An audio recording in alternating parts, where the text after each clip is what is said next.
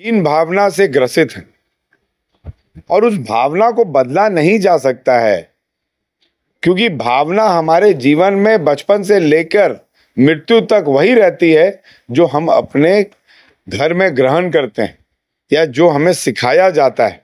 और उसी भावना से मैं काम कर रहा हूं या प्रत्याशी काम कर रही है या हमारे समाज के लोग काम कर रहे हैं या फिर वो भारतीय जनता पार्टी के कार्यकर्ता जो आज उनका विरोध कर रहे हैं वो काम कर रहे हैं।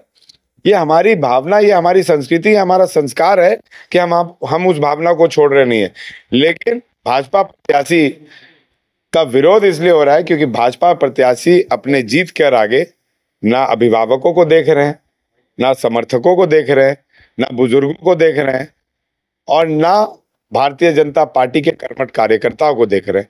ये उनकी संस्कार है, उनका नीति है।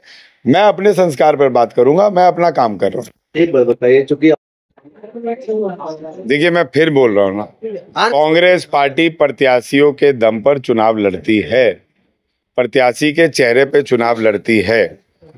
अगर हमारे प्रत्याशी की छवि अच्छी होगी, अगर उसमें राजेंद्र प्रसाद सिंह जी का संस्कार होगा, तो निश्चित तौर पर उस प्रत्याशी को जीतने से कोई नहीं रख सकता। और ये बात तो सुनी सुनाई है, राजनाथ सिंह जी भी आ रहे थे, प्रोग्राम कैंसिल हो गया ना। तो जोगी जी के पास नहीं पता है कि जो वो बुलडोजर बाबा की बात करते हैं और वो प्रचार करने के लिए एक महिला उत्पीड़न वाले व्यक्ति जिस पे केस हुआ उसके लिए आ रहे हैं। जोगी जी को नहीं पता है कि हत्यारा के ऊपर हत्यारा का जिस पे केस हुआ उसके ऊपर प्रचार करने आ रहे हैं। जोगी जी को नहीं पता है कि सैकड़ों जमीन जिसने लूट ली उसके लिए प्रचार करने आ रहे हैं। जोगी जी को ये पता नहीं है कि जिसके ऊपर सरकारी कर्मचारियों के साथ मारपीट करने का आरोप लगा उसके लिए आ रहे हैं। जोगी जी को ये पता नहीं है कि उसने ना जाने कितने लोगों को प्रताड़ित करने का काम किया, कितने लोगों को अभद्र भाषा बोलकर संबोधित करने का काम किया, उसके लिए आ रहे हैं। और जोगी जी को ये पता नहीं है कि उनके 3 बार के सांसद आदरणीय पीएन सिंह जी को, 2 बार के विधायक राज सिन्हा जी को वो कोयला चोर बोल के संबोधित कर रहे हैं। तो अगर जोगी जी आते हैं तो निश्चित तौर पर ये तो साबित हो जाएगा कि जो डुल्लू मातो बोल रहे हैं राज सिन्हा जी और पीएन सिंह जी के लिए वो सही है। ठीक, यही आप बोलना चाह रहे हैं ना। गति को रोक दिया गया, ऐसा नहीं है कि विकास नहीं हुआ, अब तक विकास बहुत हुआ है। हम पुराने धनबाद को देखें और अभी के धनबाद को देखें, आपको बरवड्डा रोड से कनेक्टिविटी, आप विनोद बिहारी मातो चौक तक चले जाइए, या फिर आप दहिया रोड से कनेक्टिविटी आप स्टील गेट तक आ जाइए, या फिर बलियापुर रोड को ले लीजिए, या फिर झरिया रोड को ले लीजिए। विकास हुआ है, विकास में कोई दिक्कत नहीं है। लेकिन विकास ही एक मुद्दा होना चाहिए कि रोजगार भी एक मुद्दा होना चाहिए। विकास ही एक मुद्दा होना चाहिए कि जो आपका कोल इंडिया है, स्टील अथॉरिटी है, उसको जीवित रखते हुए यहाँ के लोगों को जीवित रखना भी एक मुद्दा होना चाहिए। क्या विकास ही एक मुद्दा होना चाहिए कि ये जो सरकारी निजीकरण है, सरकारी जो हमारा संसाधन है उसको निजीकरण की ओर ना ढकेले, ये भी मुद्दा होना चाहिए। विकास ही एक मुद्दा होना चाहिए कि हमारे को जाति और धर्म के नाम पर लड़ाने का भी मुद्दा होना चाहिए। मैं समझता हूँ ये सब मुद्दे हैं और सबसे बड़ा मुद्दा प्रत्याशी का मुद्दा। प्रत्याशी कौन है, कैसा है, क्यों है, इसको जानना जरूरी है।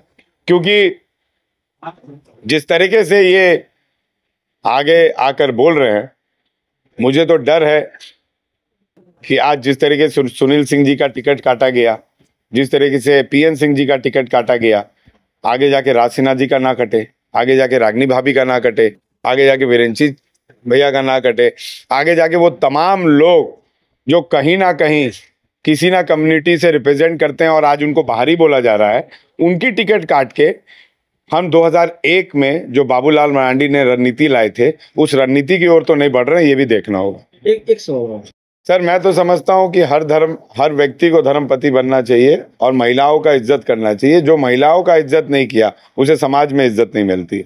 आज अपर्णा सेन गुप्ता ने थोड़ी देर पहले प्रेस कॉन्फ्रेंस की थी। उन्होंने महिलाओं के लिए किए गए पीएम के कार्यों की गिनती, उपलब्धियों को गिनाया है और बताया है कि महिलाओं के लिए भाजपा के अलावा कोई और नहीं सोच सकता। मैं अपर्णा चाची का बहुत सम्मान करता हूं और विधानसभा में जब वो आती हैं तो मैं उनका पैर छू के प्रणाम करता हूं। लेकिन मैं उनसे बस इतना पूछना चाहूंगा कि जिस तरीके से भाजपा प्रत्याशी ने कुछ दिन पहले चिताई धाम मंदिर के सामने एक बूढ़ी महिला को वैश्या बोल के संबोधित किया, उसको बचाने के लिए पीएम मोदी आएंगे? जिस तरीके से भाजपा प्रत्याशी के ऊपर महिला उत्पीड़न का केस लगा, उसको रोकने के लिए पीएम मोदी जी आएंगे? ये प्रत्याशी का चयन है, ये प्रधानमंत्री का चयन नहीं है। हम पहले अपना घर देखेंगे, घर में शांतिपूर्ण वातावरण बना रहेगा तभी तो हम हिंदुस्तान के लिए काम कर सकेंगे। तो मेरा ये कहना है कि प्रत्याशी हमारे बीच में रहने वाला है, प्रधानमंत्री जी हमारे बीच में नहीं रहने वाले। और प्रधानमंत्री जी भी अगर हमारे बीच में रहते तो 10 साल का हिसाब दे देते कि कोल इंडिया के अलावा, बोकारो स्टील प्लांट के अलावा, डीवीसी के अलावा, फर्टिलाइजर फैक्ट्री के अलावा, आपको एसीसी प्लांट के अलावा, सीटीपीएस बीटीपीएस के अलावा, बीआरएल के अलावा, भेल के अलावा, एचईसीएल के अलावा, मैथन डीवीसी के अलावा कुछ और उद्योग लगा है क्या यहाँ पे? अगर इनके अलावा कुछ और उद्योग लगता तो भारतीय जनता पार्टी के नाम पर आप वोट मांग लेते। हम तो उद्योगों की बात करेंगे, हम रोजगार की बात करेंगे। फीमेल वीआरए स्कीम में नौकरी मिलने लगा क्या सबको? हमारे सरकार के समय में मिला।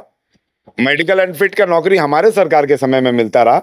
आज 7 साल से बंद है, जिसकी संख्या 4.5 लाख से ऊपर होनी चाहिए थी कोल इंडिया एम्प्लॉय की, वो संख्या आज घटकर 1,75,000 हो गया। और कोल प्रोटेक्टिव मिनरल एक्ट से कोयला को निकाल दिया गया और वो मिनरल एक्ट को प्राइवेट कंपनी को बेचने के लिए इजाजत दे दी गई। आज सवाल ये है, और मैं दावे के साथ